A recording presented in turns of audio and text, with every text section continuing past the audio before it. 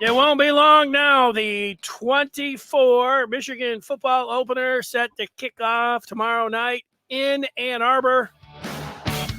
And we have former Wolverine Jerry Diorio, who will join us on the post game tomorrow. And he's joining us right now live a little bit after 2 o'clock to talk about the Wolverines, the defending champs, as they look to defend their natty starting tomorrow night against Fresno. Jerry, you ready? Great to be a Michigan Wolverine, Denny. Didn't they used to say one more wake up in Nam? Yeah, well, that's where we're at. One more wake up, baby, and the season starts. Look at Ferris. He's so happy just to hear about some football, and he says, one more sleep. He's right with you. One more sleep, baby. I'm with you, Ferris. I saw it out there. I'm with you. We're going to talk about the opener. We've got a lot of other things from the college football season getting underway, the rest of the games this weekend, anything else that might be on our minds, like that documentary. We'll ask Jerry if he watched that. But we'll start, not only is it the opener, a bit of surprising news in that it appears that it's going to be Davis Warren as your starting quarterback for the Maize and Blue tomorrow. Jerry, when you hear that, what are your thoughts? What were the odds? What were the odds on that one? I never saw that one coming, Denny. You didn't see it?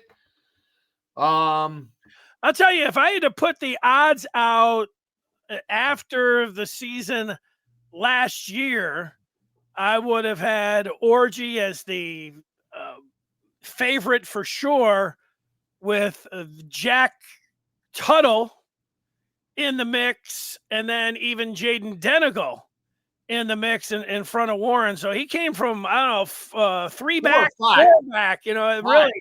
Five, because you also got Jaden Davis in there. Well, too.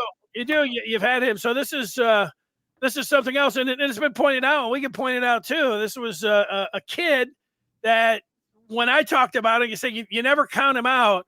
He had leukemia when he was in high school, and he didn't get his tape because of the pandemic, so he didn't get that ranking. And then from California, he walks on to Michigan, and here he is. He's going to start for the defending champ. That's a hell of a trajectory for Davis Warren to be able to do it.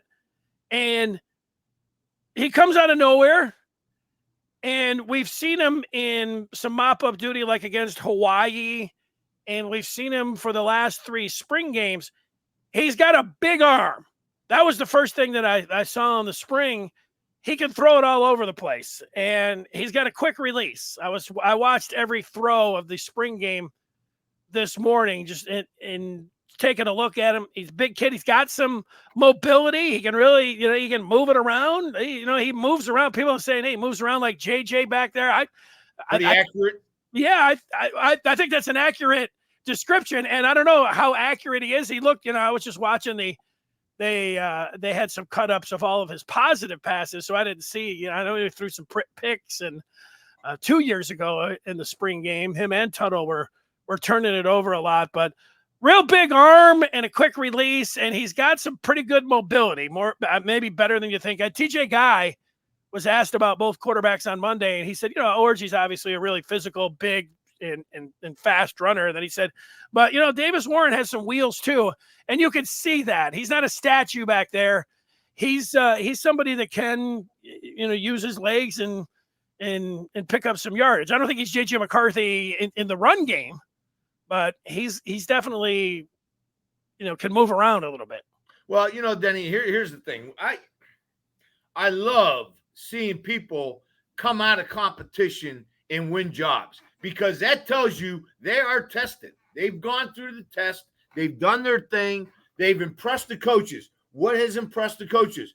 I don't know. Has it been that he's been accurate, that he has the big, strong arm, or is the offense responding to him and moving the ball better in the spring and in the fall? So, this guy coming from I'm saying he came from 5 back, Denny. I'm saying he came from 5 back, and I don't think that's hyperbole. I think he went through the whole thing and beat everybody out. And if he's our starting quarterback, I think he's answered already a lot of questions in the coaches' and players' mind. in the preseason, and they feel good. They feel good and confident with them. I think there's a part about it. We spend so much time looking at the recruiting rankings, and not you, Jerry. I'm saying maybe everyone else that hasn't played, and so when you hear about a walk on, you're thinking, wait a second, should I feel good about this or not? I know you just said you do feel good. You stated your reasons. I felt like coming out of spring that it was, Alex Orji's job to lose. And I feel like, this is not a fair thing to say, but it is how I think a lot of people feel. And I feel like it myself here the day before, that Orji lost the job more than Warren won it. But Warren did have to go out. It's not like he didn't go out in this heated competition and make the plays to win the job. But I think that Michigan, and I think they're the best version of themselves, their highest ceiling was going to be if Alex Orji won this job and was able to push the ball down the field and be more accurate in the passing game. Now, that doesn't mean that Warren can't do it all. I'm just saying that I'm a little bit more skeptical because of how it's played out. I don't know, Denny. I mean, to say Alex Orji lost the job as opposed, I don't know if how accurate that is. I'm not sure about that. Very fair. I didn't see the press. I will say this. I'm going to give Scar a heck of a freaking shout out, because I'm not crazy about it, but I can see a 2-quarterback system coming up this spring. I really do. Orji's too big a talent not to have him on the field a little bit. And I think they're going to give him the snaps. I think maybe this is something that they have been playing with all summer and all preseason, all spring, and they figured out a way to utilize it. I would not be surprised if we see Orji get 20 to 25 snaps tomorrow. Yeah, that would be a surprise to me. I think that you will see Orji, but I believe it's not just an Orji. They're going to bring in Orji in I would think a short yardage situation type thing, or goal line type situation. And then they might play it by ear, what kind of success he's having. But that's the problem when you start rotating guys in. If Michigan is having some success and then they put Orji in and you're giving him more than a snap or two, well, then you have a full on quarterback controversy, depending on however it plays out with Orji then compared to Warren. And then you get into halftime and then everything else. And the thing people are like, who cares? The coaches know best and everything else. That's fine. I get that part. It can work against you when you got 110,000 people and everybody's like, wait, whoa, they don't know what's going on. And the crowd gets to not give somebody the full opportunity out there, especially when you're staring Texas in the face the week before. It just pops up a bunch of different questions for me. And I like to reduce the amount of questions, not, have a bunch more. So, maybe it'll work out magnificently for the maize and blue, but I'm skeptical of that. But I do think that Orji in run situations, I bet he will come in. The guy's 6'3" and 240 or whatever he is. And yeah, is it telegraphing what Michigan's going to do? Of course, but I've watched Michigan the last 3 years on 4th and 1 when Hassan Haskins was the back, and I'm like, I know they're giving it to Hassan Haskins. Exactly. He's going to be jumping over. And then the last 2 years, I knew they were giving it to Blake Corum. Yeah, I knew every time. It's like, they're giving it to Blake Corum. And they did give it to Blake Corum almost every time.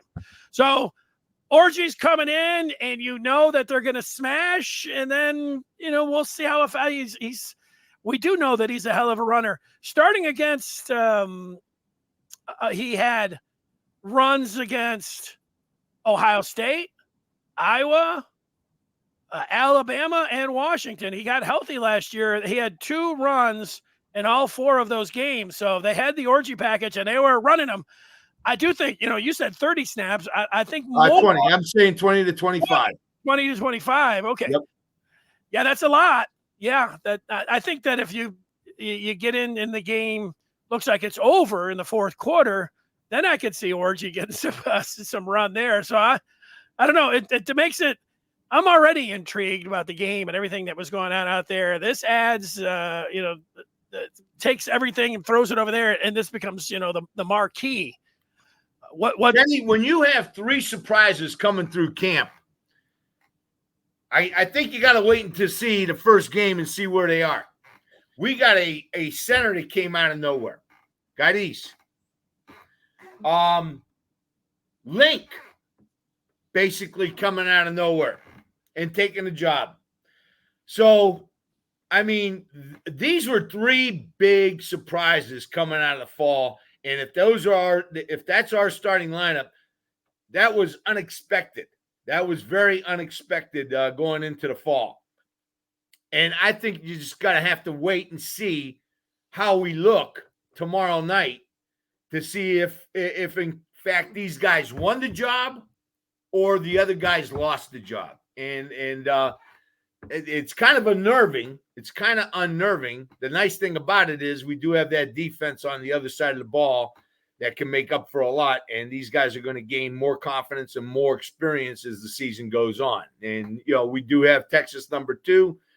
But Denny, surprising thing about Texas. I was watching a show the other day. Who was Brady Quinn was the quarterback at Notre Dame, right? Okay, and he's the big-time analysis. And I guess I was watching Fox, and he was talking to Will Kane. And Will Kane was all pissed off because Brady Quinn didn't have his Texas Longhorns in the top 4 in the Southeastern Conference. Okay? And what that told me is Brady Quinn does not believe in Texas.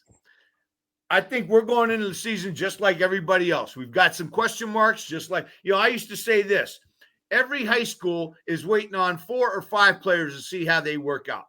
And I think we're in this in the college area.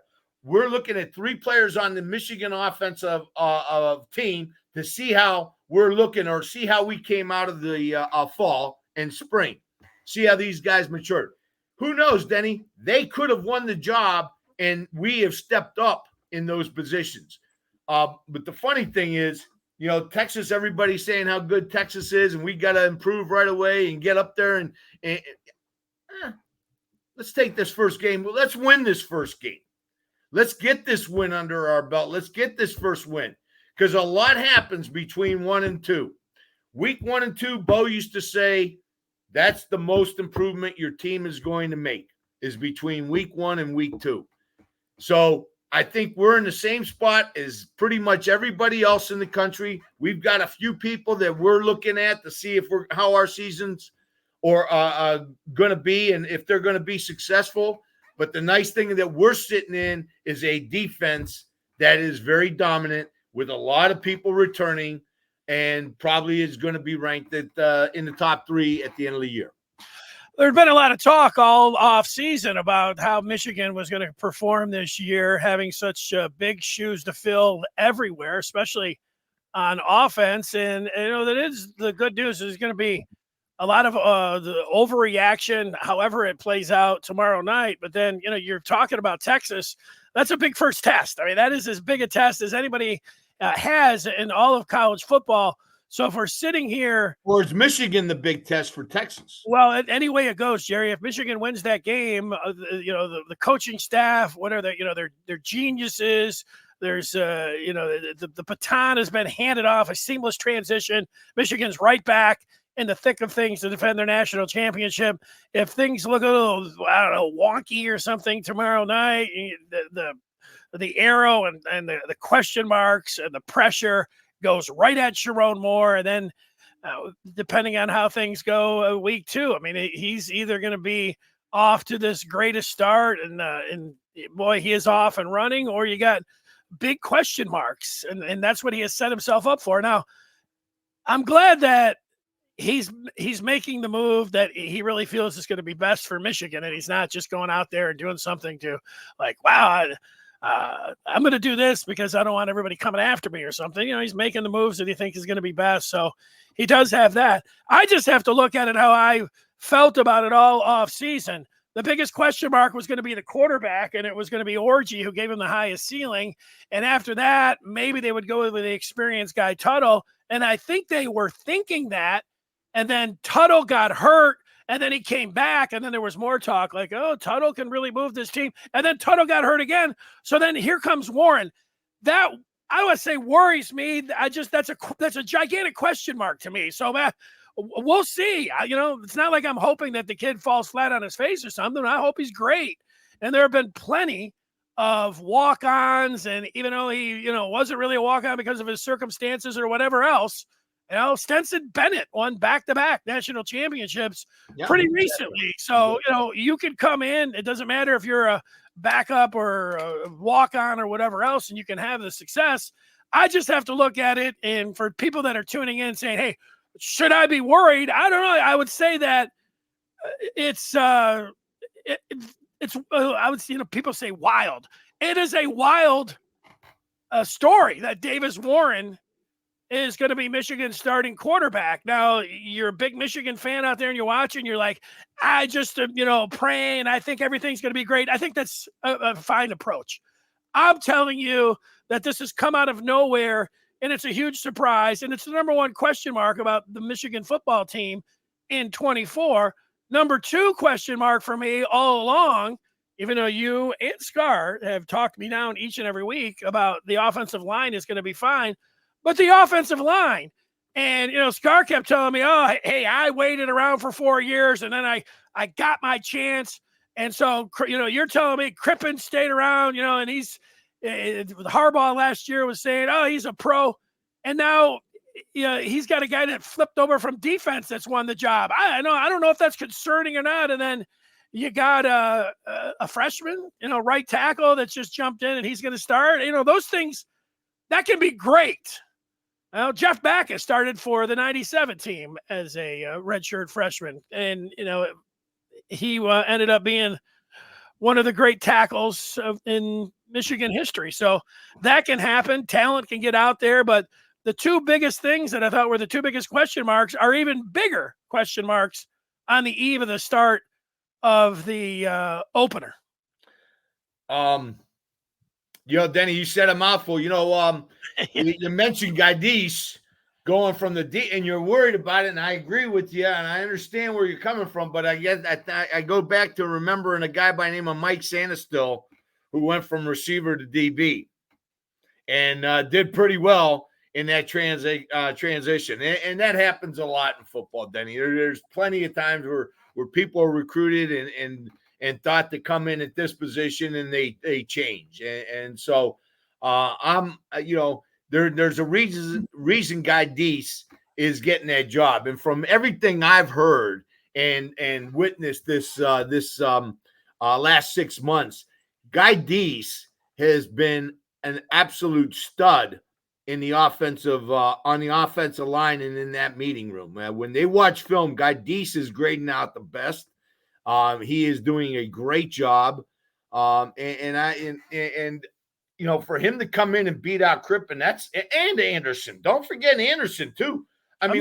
You've got three solid centers right now on that team. And I think they got three solid centers. I don't know what happened to Crippen. I'm trying to figure that out. Whether maybe having that leadership role on the line is something beyond him or whatever. Making calls, getting us in the right situation. Maybe he wasn't doing that real well. I don't know. But for Guy Deese to come out of nowhere and win that job. You're not talking about two bad centers there with Anderson and Crippen. Even if Crippen is falling on himself, Anderson, I wouldn't think. I would think Anderson would be a great substitute and move right in. But they felt like, Guy Deese moving from actually defense line to guard, now the center, they obviously felt like they had to get him on the field. Yeah, it makes me wonder if those guys got hurt. And you're talking about you have a third stringer, but those are the things that when you button up everything like Michigan always has, it's fine. That's what they do. And they go into their submarine and then they come out and then this is how it plays out. Instead of me just sitting back going, oh yeah, everything's going to be great. And it might be, it might, I'm having fun with it. Believe me, people are watching like, hey, get fired up. Let's go. Get behind the team. I get that. I just wonder if, Jadis, if, he's the third string guy and the two guys in front of him got banged up. I don't know that. I hope that he went out there and he's I just. don't think that's the case, then. I remember during the spring game when we were watching the film, and we'll watch some Fresno film here in a moment, that Jerry, you pointed, because remember, his name doesn't look like Jadis. You're over there, you're like, who's this guy Dice or whatever, and then you're like, he looks pretty good over there at right guard. So I think El Hadi was a little bit banged up in the spring, but you pointed out a couple times that you like this 56, and so if you're really good at guard, and then was he in spring? If you're an interior offensive lineman, you've mentioned it, you're taking snaps. You're not only working at right guard, but then you're taking some snaps as well at center. If you're in it, just because you're an interior offensive lineman, I don't know how that is. So it makes it adds to the intrigue, which is already sky high, and so I don't know, when you're sky high and at your ceiling of intrigue and your cup is full, and then you drop a fourth, fifth string. I don't know. Here comes a quarterback out of nowhere. Here comes a center that could have been the third string that was playing defensive tackle last year. You got a freshman right tackle. It's like, all right, let's go. I'm gonna.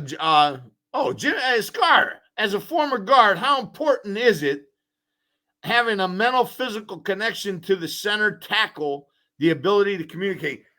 Scar, great question. The center's it. The center's it. He sees both sides of the line of scrimmage. He's the one communicating, and he's pretty much communicating to the offense. And that means the quarterback as well.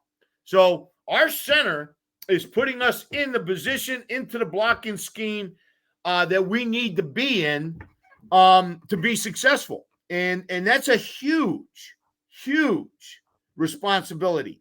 And there's some, Denny, here's the thing. Here, with all being said and done, we got 3 starters that came out of nowhere to get positions. You know what? Tomorrow night is such a great night because we're not playing a patsy. We're playing Fresno State, a very capable team with a very capable defense, a very capable defensive coordinator with tons of experience. We're going to find out about ourselves right away and see if these guys won the positions or lost the positions. And we're going to tell a lot in this Fresno game. This Fresno game is very important, very big game. It's going to tell us a lot, and I think our kids are going to respond. I just don't see us coming in with 3 new starters without injury or anything else, that these guys didn't win the position. I have it hard to believe to think that those other 3 lost the position. I'm not crazy about it. And I'm not talking the other 3. I'm talking a lot of other people. We're not talking about just Orgy. We're talking about Jaden Davis. We're talking about Tuttle. We're talking about Denigal. All those guys he went ahead of. Link. We're not talking about just Percy. We're talking about the whole depth of the offensive tackles. And here he is. He's coming in. Guy Deese, he's not coming in over 1. He's coming over 2 that have been in that position. So I tend to think, and I'm going to believe, that these guys won the position as opposed to lost it. And I'm just as shocked as anybody, Denny. I've been calling Orgy out and saying from the spring game. I remember I was always the Denigal guy. I liked Jaden Denigal. I thought he was a real solid quarterback. As big as he is, arm strength, mobility, and very disappointed in his performance in the spring game. And he came back. I heard some good things about him in the fall, and I thought maybe he might make a push. But obviously, Jaden Dennis is holding everybody off and making the right moves. The OG of offensive guard, Jerry Diorio.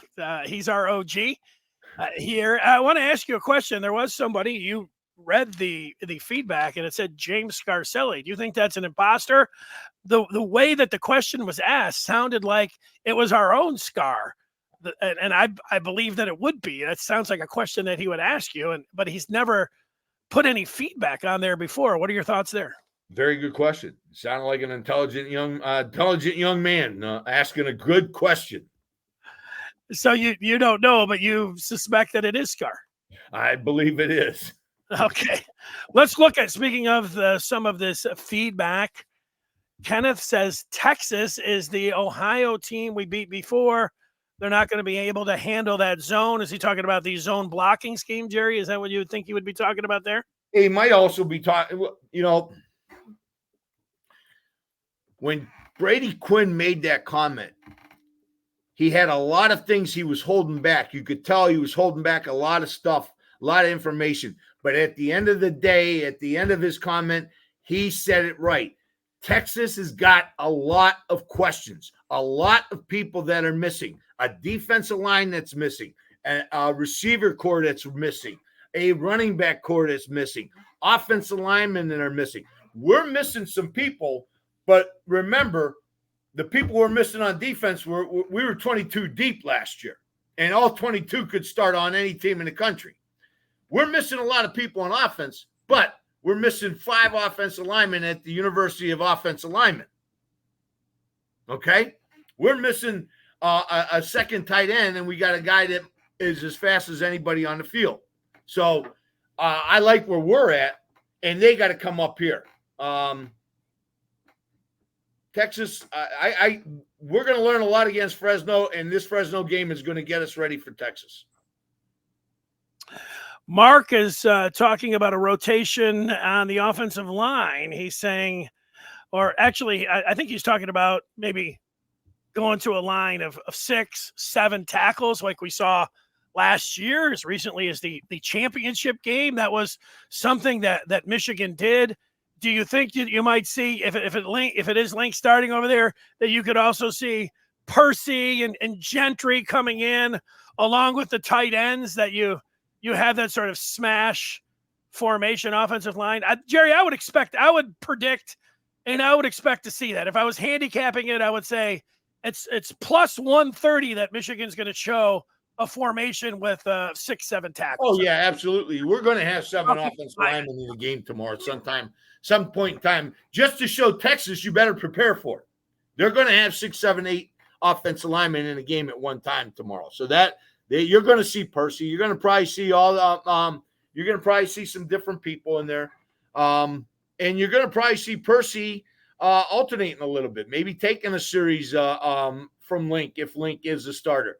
So, maybe 2-1. Remember, Denny, I remember when I was growing up, Bear Bryant was famous for platooning his offensive line. And what I mean by that is he would have his starters go 2 or 3 series and then bring in his backups right behind it for 2 or 3 series. Okay. And that's how he had his depth. And that's how his teams were well prepared at the end of the season and very strong. So, is that something that Sharon's thinking about? Hey, I got enough offensive linemen in here that I could really wear down a defensive line with my depth and go at them. All right, so yeah, it looks like Davis Warren is going to be your starting quarterback. It's a night game. It's the opener. What else? We've talked all about the possibility of now the Jadis, a freshman right tackle. What else, when you think about the offense and you look at it, Jerry, what else can you tell the people about, when they say, hey, what are we going to see out there from Michigan, Jerry? How do you think Michigan comes out? I think what you're going to see is a first half of feeling each other out, punching and counter punching. Probably take the lead by 10. And then in the second half, our guys are going to start improving and start laying the hammer down. And I think that's what you're going to see with our team. We're not going to come out and just explode and throw the ball all over the place. I think Sharon is going to want to come in, establish that run, establish the ground game, and make it easier for his quarterback to be able to throw later on in the game, and establish that run game for later on in the game. Remember, when you're running the ball, defenses get tired, and those 3 and 4 and 5-yard runs become 6 to 10 in the second half, and then busting in the fourth quarter. So, especially in the first game, it's going to be hot. There's going to be some tongues hanging on the ground a little bit with all the excitement and the heat and all the other stuff. So I think you're going to see a real filling out period in the first half, and Michigan will step on it in the second half. But You know because Fresno's a good team. Do not sleep on this team at all. Yeah, they got a quarterback that can really fire it. He spins it. He'll throw it into tight windows. He's got a nice arm. You could see him being, I wouldn't say a drafted quarterback, but you could see him being on someone's practice squad, being in the NFL. That's how good he is in terms of his arm talent and what it looks like just watching some of the film, which we are going to watch here in a moment. Jerry, what I found, I don't know if it was fascinating, it may be intriguing last year, is that both when you and Scar would go to the film after the game, the very first play last year against East Carolina, both of you were excited about it. And it was just a run, but you were like, this is Michigan football. This is what they're doing. They're getting. So if I'm scripting out the first 4 or 5 plays, would you expect that Michigan runs its old bread and butter and Donovan Edwards gets the ball and he goes over whatever you said, left guard, whoever, the Preeb, I think maybe is the best offensive lineman there, that the play is going to be Donovan Edwards over the left side. That's going to be the odds-on favorite for the first call of the game. I think it's a good way to start the season. I mean, let's get all the butterflies out. You know, Denny, that first hit does so much. You remember all the emotion, all the anticipation coming into this game, all the anxiety. You know, Denny, I can remember my first games. I would always be tired early in the game because of all the excitement. And I think that's what you're going to see. You're going to see both teams come out and hit and pound and get after it. I do think that our offensive line is going to win the day at the end because I think this defensive line is a little undersized. I think we'll wear them down a little bit and really take control in the third and fourth quarter. If I'm Kirk, but don't be surprised. You know, we're running play 2, and then here comes a play action pass on 1st and 10 or something like that. So, you know, they're going to work something real safe in for whoever the quarterback is to get his first couple completions and get his confidence up. Yeah, so with that, a run to Donovan Edwards to say, hey, look, this is Michigan football. When these guys look at the film and they look at this is how the offensive line has been blocking for 50 years at Michigan. And then you want Warren to throw a nice, easy pass to get him comfortable if he's going to be the quarterback. How about that little wide receiver screen over to Samaj Morgan? I could easily see that as the second one. Khalil Mullings is going to be a big part of that. The third scripted play is Mullings straight ahead. And then if they are even close to, you know, like a 4th and 1 situation, I can see Mullings again. So those would be my first 4 plays that how I would script them and how I could see it. Sounds good to me, Denny. Let's go pound them. Yeah. The other thing I want to see, you know, I always wonder what's going to happen when you have a new field goal kicker. You know, last year Turner was so great for Michigan, especially down the stretch, and now you get the transfer from Arkansas State. The sounds like a hockey defenseman, Zavada. We'll see what he's bringing to the table. Maybe he's just going to kick. I always have a friend say, I just want to see him kick extra points, and I get that, but maybe maybe right before the half, a nice little 47-yard field goal. See what kind of. Hey, Denny, don't make light of it. Don't make light of it. I watched the game last night against Minnesota and North Carolina. Good point. And if you remember earlier in the season, earlier in our shows, like back in the spring when we were looking at some of the different teams we were going to have to play, I thought Minnesota was going to win that game. And one of the reasons I thought they were going to win that game is because they had a kicking game that was very respected coming back to this season. And so what happens? North Carolina's new kicker kicks 2 over 40, 1 over 50, and the veteran misses 2. So kicking game is, don't ever underestimate the kicking game. Keegan is saying he can't wait for the Orgy Bredesen tush push, and I go back to the film analysis from last year, Jerry, when you had Michigan getting down. I think they tightened up their splits, and then you had them like in a wedge formation down there on the goal line. And if you put Bredesen deep or Khalil Mullings with Alex Orji, and they know it's coming, just like they know it's coming in Philadelphia with Jalen Hurts. That's happening. If I like that scenario better than I like the push. The push, you might get half a yard, what you need. But when think about this lineup. How about this, Denny? How about you have Bredesen and Mullings flanking Orji, and now you don't know where the power is going to come, where the quarterback power is going to come. And by starting Davis Warren, is Sharon telling us, yeah, I plan on running Orji a lot, and he's going to take some hits, and I can't bet on the whole season on him making the whole season because of the hits he's going to take. This could be something that might be up Sharon's sleeve. So we'll see. We'll see tomorrow night. I'm so excited to see this game tomorrow night. Yeah, I am too.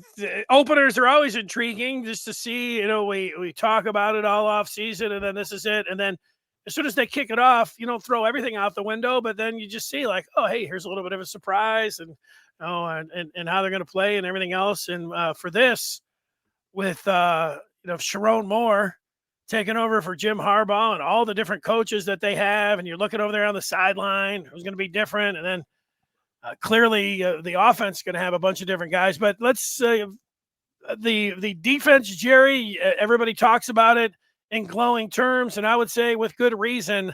I think that just based on how I heard Lamar Morgan, the new Michigan DB coach, and how I have heard Sharon Moore talk about Jair Hill, they talk about him like he's just automatic over there. Shug Hill. I think Wink, if he's got Will Johnson that you can put out on an island, I think that puts Shug Hill out on an island too. Well, that allows you to do a lot of different things if you're a creative defensive coordinator like Wink Martindale. Well, here's another thing, Denny. I mean, obviously, we know Wink's going to come. We know that our defense has evolved into a more aggressive defense than we were the last 3 years. Same philosophy, same personnel groupings, all that is going to be the same, but I think Wink's going to come a little bit more. And obviously, he's seen Johnson. He knows what he's got with Johnson. But obviously, he's been really staring at Hill to see if Hill's going to stand up to that outside receiver, that number 2 outside receiver. And if he can, now that allows Wink to go a lot more 1 or 0 even coverage. And in fact, I like 0 a lot better. If we're going to come, might as well come. Might as well go after him. So, Jerry, Ferris says he doesn't get the idea of scripted plays. Down and distance, totally different after the first and second, a third play. What do you say to people that are asking about the scripted plays? I've always felt like if you have an inexperienced quarterback, how many plays that you're working through the week. I know Michigan was it number 2 in pre-snap motion and all of this. They've got a brand new quarterback out there. I'm interested to see if they're going to be able to get the play in from the new offensive coordinator with the new offensive line, with the entirely pretty much new offense. Are they still going to have all this eye candy and everything going on? And are they going to then be able to use a thick playbook and have all these different things? The advantage to set up a question to you that I'm taking a minute to set up is that you want some scripted plays to just have the offense get comfortable and execute a few things where they know what's going to happen when they come out there. How do you see the scripted plays? Well, you've got coaches out there that swear by it. And Andy Reid out in Kansas City has been doing it for decades. He has his first 15 scripted. I never knew how to do that because I'm thinking I got 15 plays. I don't know the down and distance for those plays. So I try to stay away from it. Both sides have valid points. I mean, Andy Reid has made a life out of scripting his players and putting the defense in the position he wants them to be in and then take advantage of it. So there's good points and bad points, but I guarantee you Davis Warren knows the first 2, 3, 4 plays that are going to be called. blank name I have to disagree with. I think you're disagreeing when I said that Turner was great down the stretch for Michigan. You're pointing out that he missed a kick against Alabama, which he did in the second half. But other than that kick in the meat of the schedule against Penn State, I don't think he missed any against Penn State. At Ohio State, he made one that was a huge kick for Michigan in that game. And, how many did he make against Iowa? If I had to say off the cuff, blank, I think that he made 8 out of his last 9 field goals when it counted. And that is not faltering down the stretch. That is actually being money down the stretch. He was great down the stretch. I think our kicking game has been very good over the last 3 years. I think it's helped us win a couple games. I mean, I can go back and I'm thinking against Illinois 2 years ago. I think we had 3 or 4 field goals that he had to make. And I think the same thing against Michigan State 2 years ago. So our kicking game has been solid, and it's won us some games. And let's hope we continue on that. Yeah, it's one of those things we don't talk about. Jay Harbaugh, not the special teams coach. J.B. Brown. They've got a lot of different guys. How they go out there. It's nice to have Doman, who was excellent in most games. There was the one game that Doman has been a great punter. I mean, wow, he's put the ball inside the 10 and inside the 15 numerous times. He's come up with big punt after big punt in crucial situation. And yet, I think he might be fighting for a job right now. Because I've heard some punters coming out of Michigan that are looking pretty doggone good. Wow. He had the one game. I think it was in the Rose Bowl. Like, he kicked great all year long. And then the Rose Bowl, yep. I don't know if he was sick or whatever, or just missed some kicks, but then, hit him. Yep. But then he came back. I think he was all right in the national championship game. All right, Jerry, we can sit around and talk forever. Let's get into some other thing. How about the film? Well, you got to pop that up there. Let's see if I can get this. While you work on it, Jerry, I want to tell everyone something out there. And it's about the Maize and Blue review. We are on the eve, as you know, of the season. And you might be thinking about, I want even more coverage of Michigan. I want nonstop coverage of Michigan. I want up to the second updates about Michigan and Fresno. I want to know what's happening during the game. I want to know where to go during the game if I want to go somewhere. I want to know immediately after the game what everybody's saying about Michigan, what recruits were at the game, what's happening over this Labor Day weekend with Michigan, and when it comes down to a recruit such as Babaloa and all of that. Well, this is why the Maize and Blue review came into existence, to keep you up to speed on everything going on with Michigan. I encourage you to join the Maize and Blue review today. We'd love to see you over there all day, all night. What I have found, I know this is the eve of the opener, but there have been a lot of Detroit Tigers fans who have been popping up in there, and I've been spending a lot of my time. I used to spend all my time on Twitter talking about, the Tigers back and forth. Now I'm on the Maize and Blue review all day and all night. If I'm not talking about Michigan, I might be talking about the Tigers. We'll see you over there on the Den. Again, michigan.rivals.com. I encourage you to join up. I encourage you to hang in there. And you want to know a little bit about Fresno? Well, we've got Jerry right here, and he's ready to walk us through a few things. Okay, Denny, you can see the screen? Yeah, it looks great. Okay. All right, first of all, I'm going to go over this DC Kevin Coyle. Started his career in 79, 80 as a graduate assistant at University of Cincinnati. This guy comes to Fresno with about 16, 17 years in the NFL. So he's bringing a very complex defense, an NFL-style defense to Fresno. And they were very successful last year. When you look at some of the stats that stand out, they were 14th against the scoring in the nation last year, allowing less than 20 points per game. That's pretty doggone good. That's impressive.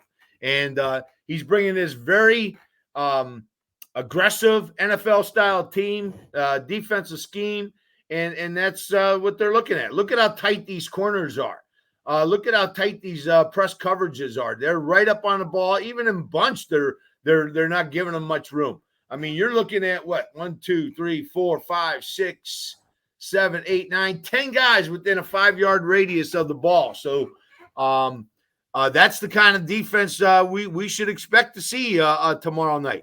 2 guys inside that have been that are returning that have been very solid for Fresno State. Jacob Holmes, you're going to see him get a sack here, 6'3", 300 pounds, big, active, very mobile for 300-pounder. And then Devin Bridges, 6'2", 255, a little bit lighter, but moves well, 51 tackles, 3.5 sacks last year. He was preseason All Mountain West first team. Second team, he's first team preseason pick this year. And so this is the kind of pressure they're going to come with. This is the kind of stuff they're going to come with. 4 guys coming, but you don't know where they're coming from because they're so tight to the ball. And so this quarterback's got to make a decision.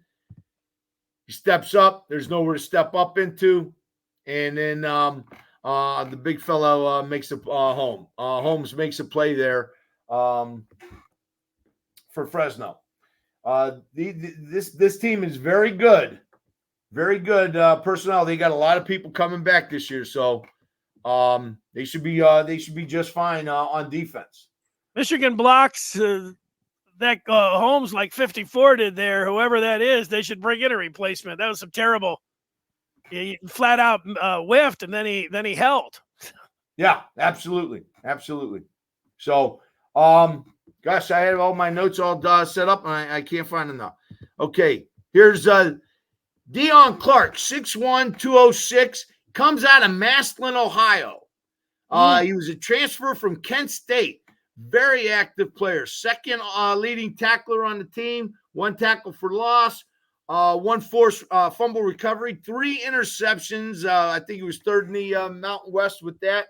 2 quarterback hurries, breakups. This guy is very active. He's kind of like their what was the old Honey Badger from LSU. That's who he kind of reminds me of a little bit, this Dean Clark. What was his name? You remember who I'm talking about, Denny? Oh, yeah, the Honey Badger. I picked him to win the Heisman from LSU. Sure, yeah, great player. Kid's very active, always around the ball, always has a nose for the ball. Great football background coming from Massillon.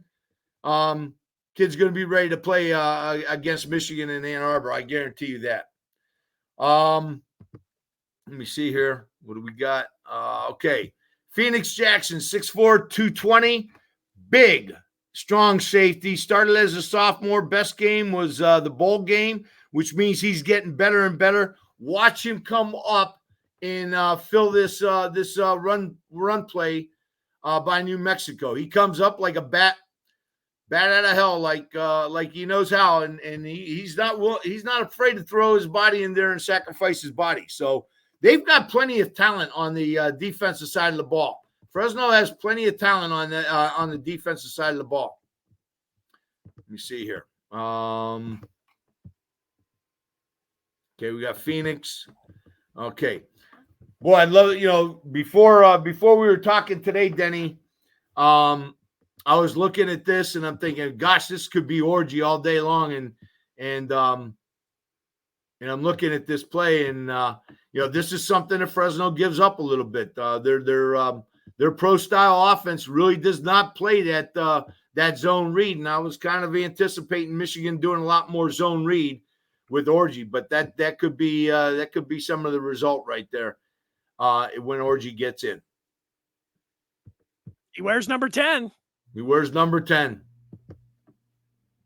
All right, we'll keep an eye out on that. And I think we're done with it, Denny. Yeah, I think we're good. We're good. All right. It was Tyrann Mathieu was the Tyrann Mathieu. Yep, exactly. Tremendous player, no doubt about that. And we'll see. So, Jerry, can you mention any Michigan players? You start talking about Massillon, Ohio. One guy, I think Sean Crable was from Massillon. Yeah. Isn't that where they?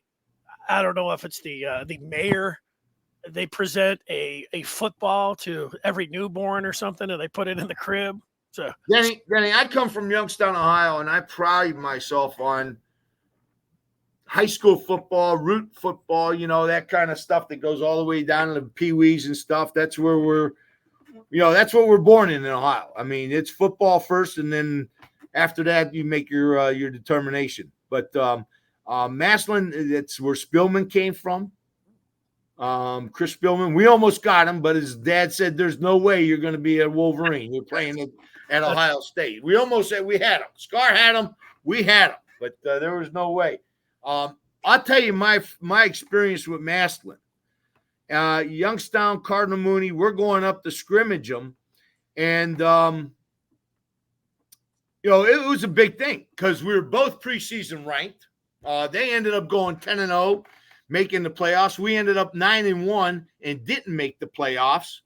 And we got there, and it was so intimidating because it was the first time I'd ever seen a high school with a platoon style team. And I'm talking the uniforms were platoon, everything was platoon. You knew they had 90 guys on their team. You knew 45 were in the orange, that was the offense. 45 were in the white, that was the defense. And it was impressive. And then we went to the game and we scrimmaged, and we scrimmaged in the stadium. Denny, that floor rivaled the Rose Bowl. That thing was so pure that the grass was so pure. It was just a beautiful setting. And then I'm talking to my buddy Mike Stoops, and I'm like, "Mike, I thought this place was going to be packed." He goes, "D, man, you got 25,000 people that could fill this stadium. It's half packed. There's 12, 13,000 people watching the scrimmage right now." That's the kind of excitement. That's the kind of football that's played in Northeastern Ohio. That's the kind of excitement. That's what these kids are brought up in, and that's why I brought that young man up. Transferring from Kent State, from Massillon, he's got some football background. There's no question in my mind. He's going to be out there ready to play tomorrow. That was a testament to Friday Night Lights right there. That was awesome. If I'd have been thinking about it, Dexter, where I live now, they are traveling east to where I went to high school, Livonia Franklin. That's going to be a real barn burner tonight. They're on Joy Road in Merriman, watching the Dreadnoughts and the Patriots. Who are they playing? Dexter is at Livonia Franklin tonight. Ooh. Yeah. Hey, Denny, we had some great football last night, and great high school football last night. Rockford beat Cass Tech 30-23, I believe. I'm wondering how East Kentwood did. That was where I was wondering what was happening. East Kentwood's defense shut out the mighty Heartland Eagles 21-0. Wow. And great. It was great to be back in there, Denny. I mean, it's the first time I've been coaching in a couple years, and God, it was a lot of fun. Was it? It was great. Good to be back. On there on the sideline, Jerry. I was up in the box, Denny. Oh, up in the box. And usually I'm on the field, but I was up in the box and got a whole different light. Heck of a workout. Those stairs are they were high. That press box was high. I had to go up it 4 times. I was huffing and puffing. Do you got binoculars, or are you just able to take it all in without the binoculars? Glasses. Got the goggles. Glasses? Okay. Got the goggles. That's it. I like it. Well, you see the game from up there in the booth. That's it. Well, Jerry, a couple other things here. You talked about last night. Tonight, I'll be watching the Spartans to see how they do. And how about, do you have I was going to give a pick or two. What I've noticed from everyone that's been picking the Michigan game, at least people, they like the under. They like the under Michigan Fresno. If you're thinking, I want to bet something, I need a prop.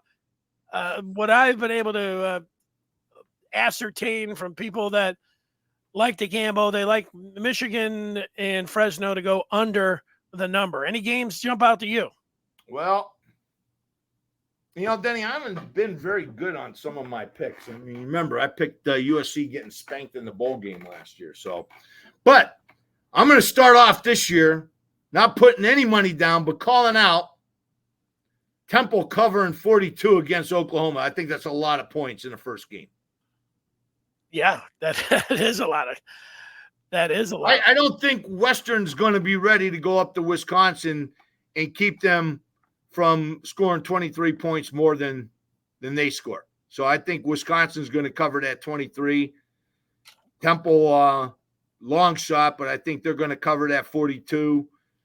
And then Michigan State and FAU. Yeah. Kind of like the over. The over. Okay. What was the over under on that one, Denny? I don't know. I'd have to look it up, see if I can find it for you. Jerry, did you watch the Netflix Connor Stalions story? Yes, I did, Denny. And I know how you have talked about this situation all year long. Now, I'm guessing it's going to be similar. What did you think of it? Well, first of all, I love Connor Stalions' lawyer. Not only has he dominated the NCAA in court cases, but he hates the NCAA, and for good reason. He calls them corrupt, and a word I couldn't figure out how to say it a couple weeks ago. They're hypocrites. They're a bunch of hypocrites, okay? And so this lawyer is just licking his chops to go 6-0 against the NCAA. And he brings up a very valid point. If Connor Stalions didn't send this information out, how did they get Connor Stalions' information? That's called hacking. That's called hacking.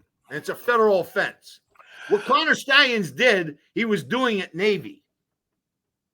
And they knew what he was doing because it was legal what he was doing. And Connor Stalions made it a profession.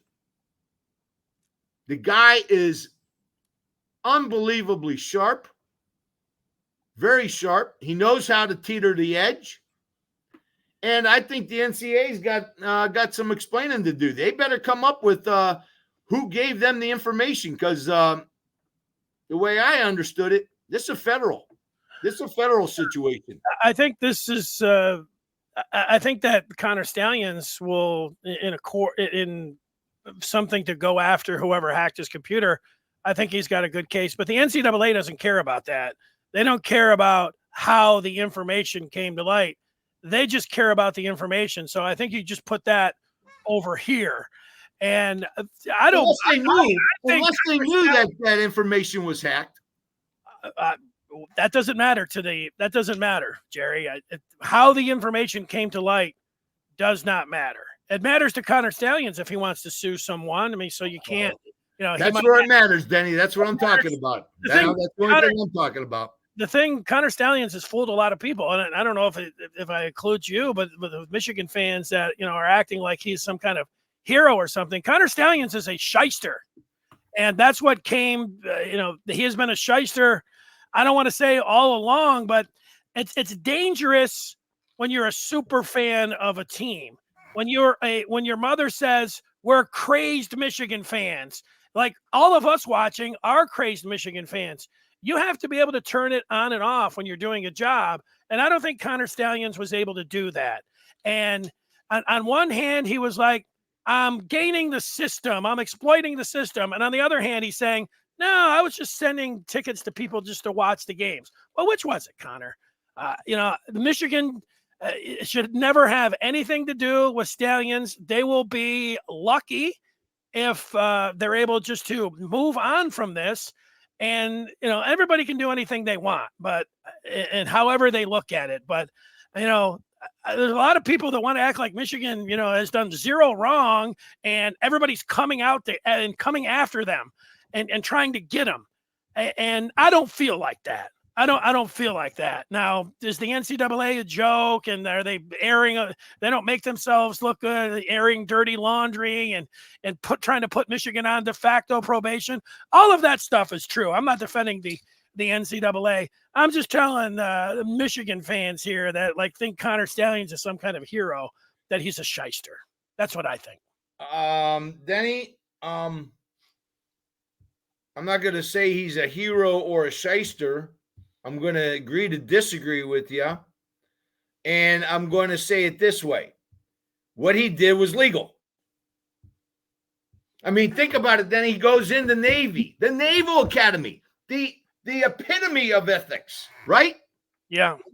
Okay. He goes in and he says, I want to be on your staff. I want to help out. How can I help out? Well, go decipher codes. Means it's legal. I would just say that's all fine what he did, but where he screwed up is when he paid people to go to games and shoot videos.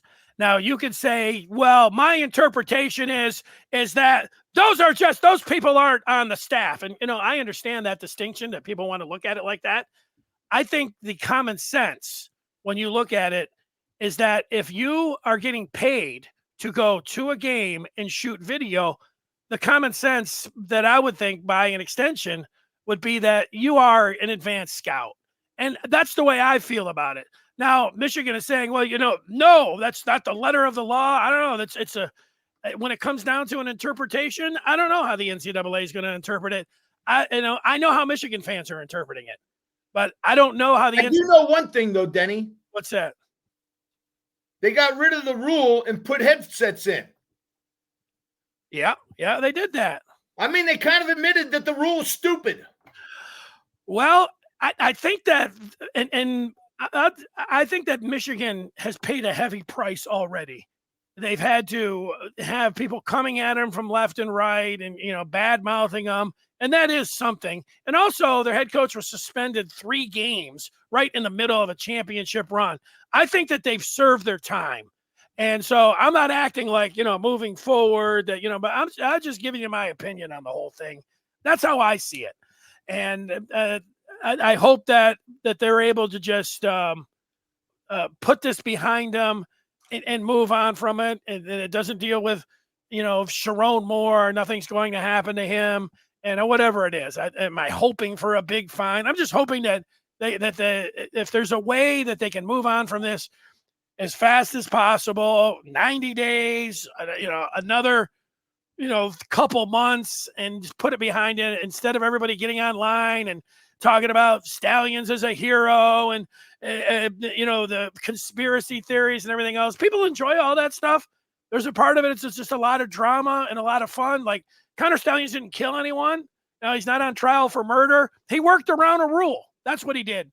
And so I hope Michigan, they've already served their time, that they can just get this and put it behind them. I think you hit the nail right on the head, Denny.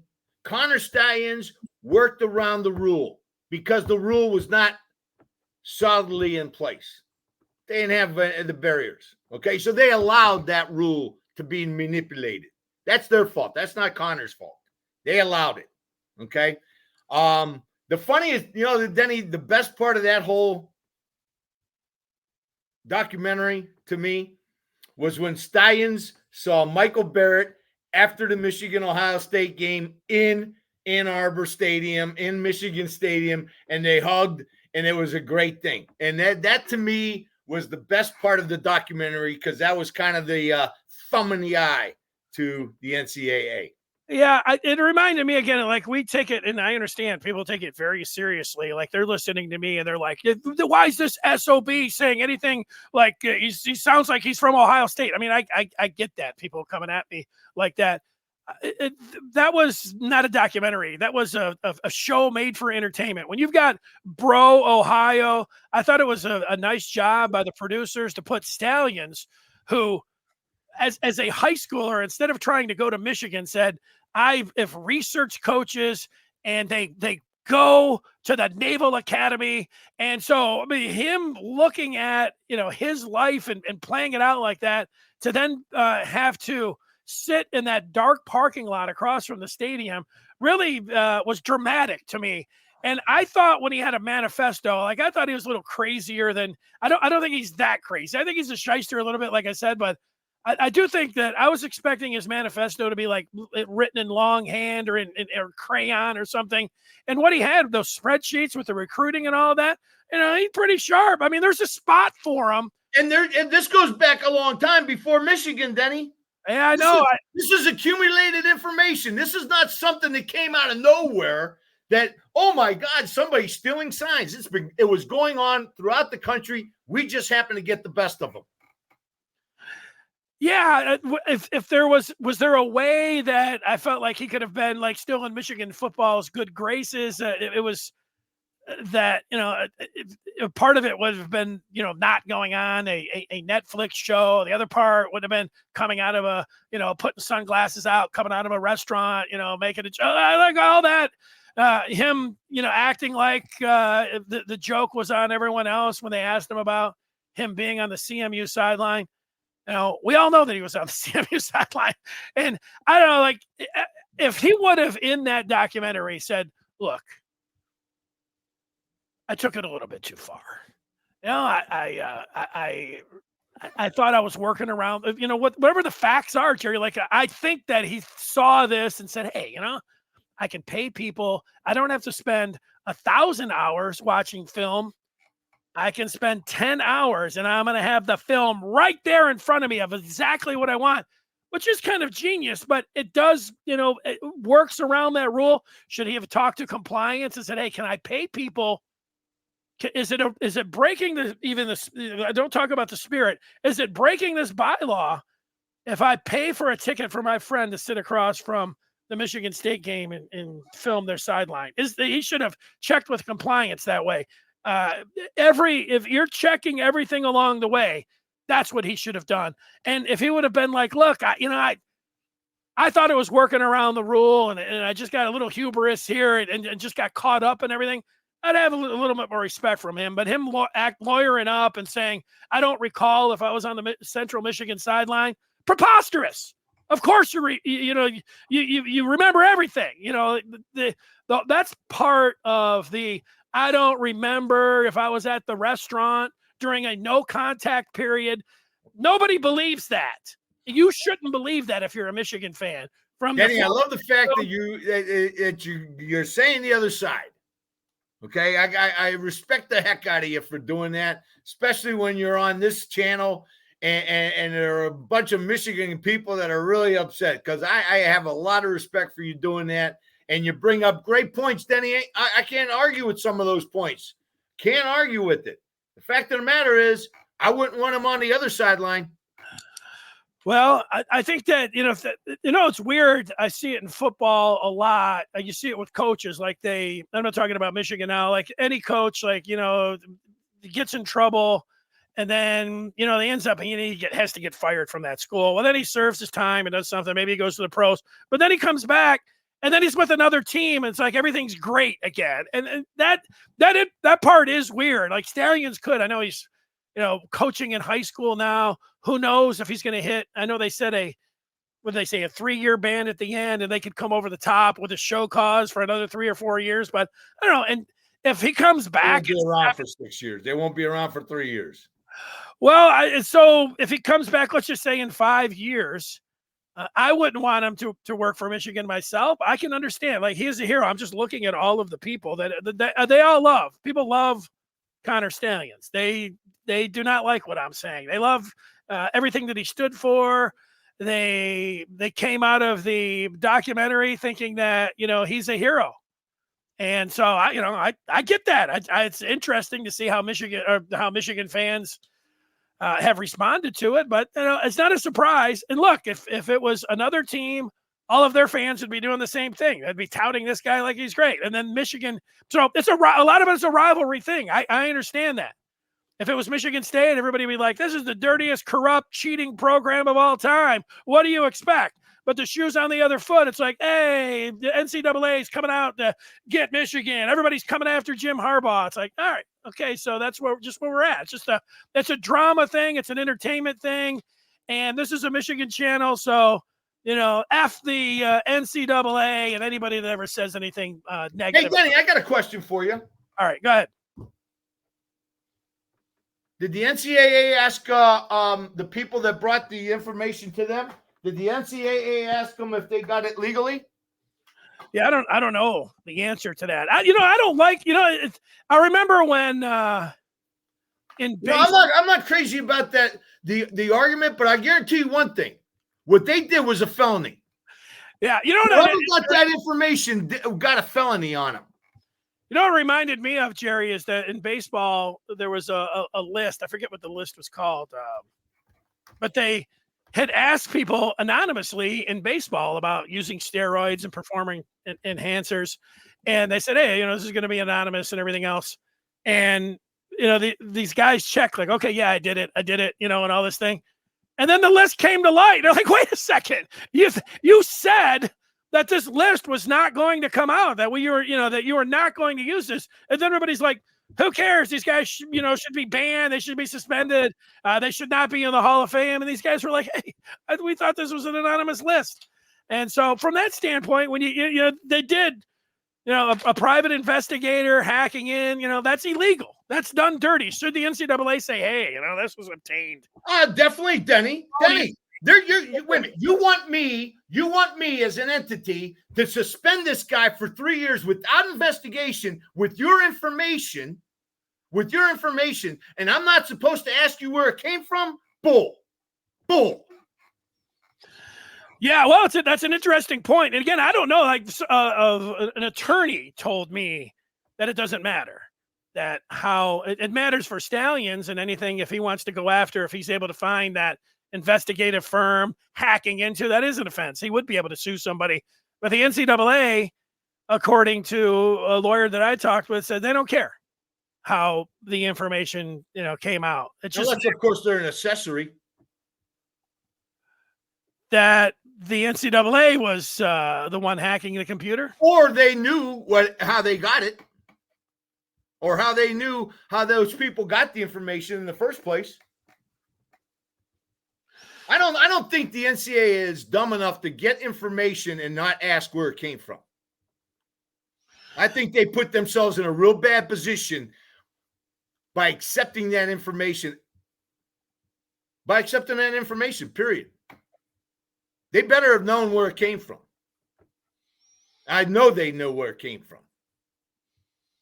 Harvey says Stalions shouldn't admit to anything while he's being taped, and the investigation is still ongoing because they haven't made a determination.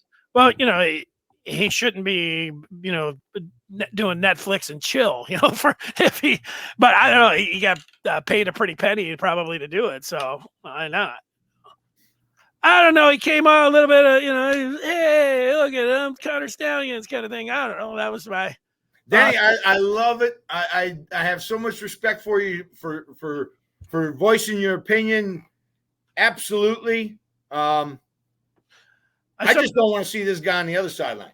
Yeah, I understand. I sometimes wonder why I do it, because it just makes people like, I don't know, you're a jerk, kind of thing. No way, Denny. No way. I love it, man. It heats everything up, keeps people coming back for more. Well, Jerry, give me a final thought on the opener tomorrow and what you're looking for from Michigan. 31-10 Michigan. 13-10, 13-3 at halftime. Well, that's boiling it down. I want to just look to see my exact score. I am making a selection. I do have Sharpening the Edge coming up at 5:00, where we will pick Michigan State Lions every week, along with 3 best bets of the week coming your way at 5:00. I'll be picking Michigan to win 27-14. So along Michigan wins. I like the under. And what really stands out to me, I think Samaj Morgan is going to be boosted up. He's going to be a star. No question. I think Jair Hill, and it's not based on me watching him, it's just based on listening to the coaches and the players talk about him. I think cornerback number 2, Michigan is going to have the best corner duo in the country. Denny, if there's a weakness on the defense coming into the season, I thought it was the DBs, but now I'm thinking, oh man, we might be solid everywhere. Hey, and one thing we know, it's going to be a lot of fun, and it's going to be tough to wait to 7:30. I can recall some of the past openers, Jerry, like I get up really early now because I was telling you, I'm babysitting a puppy golden retriever and he likes getting up at 5 a.m. So what am I going to do? But it wasn't always like that. But back in the day, even in my 20s, when I'm staying up till 2 a.m. or whatever else, opener, man, I was up at 4 or 5 o'clock in the morning. I'd put on some Bob Ufer in the house. I used to walk to the stadium, and it would be like Christmas and your birthday in one day, and it was spectacular. It's such a great time of the year. It's so awesome. Love it. Football season's here. Love the opener. Congratulations on the W and being back on the sideline or in the booth like you were last night. We look forward, Jerry. You're going to be up late tomorrow, and we'll discuss Michigan's victory over Fresno afterwards on the post-game show right here on the Maize and Blue Review. Sounds great, Denny. Can't wait to join you after a Michigan victory. And what do you usually say signing off, Jerry? Oh, my Lordy. Hail to the victors. Smash that like button. We'll talk with you tomorrow night after the game.